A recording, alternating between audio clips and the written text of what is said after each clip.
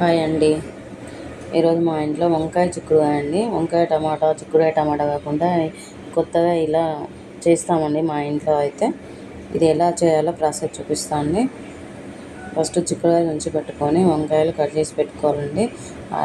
Oil వేసేసుకొని జీలకర్ర, పచ్చిమిర్చి మిక్సీ చేసేసుకోవాలండి. టేస్టీగా ఉంటుంది. ఇందులో ఉల్లాకు, ఉల్లిగడ్డ, అల్లము, వెల్లుల్లి అవి వేసుకోవచ్చండి. కాకపోతే మా బాబు అయ్యప్ప మాల వేసుకున్నాడు, అందుకే నేను వేయట్లేదండి. మీరు వేసుకోవచ్చండి, టేస్ట్గా ఉంటుంది.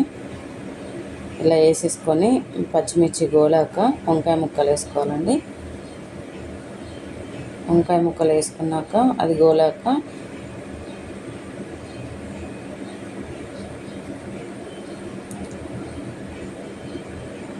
చిక్కుడుకాయ వేసుకోవాలండి. చిక్కుడుకాయ మాత్రం మా డాబా పైన ఉందండి. మన చెట్టు కాయ అంటే హ్యాపీనే వేరు కదండి. చాలా టేస్టీగా ఉంటుంది. అప్పటికప్పుడు తెంపి అప్పటికప్పుడు వండితే. ఇది మా ఇంట్లో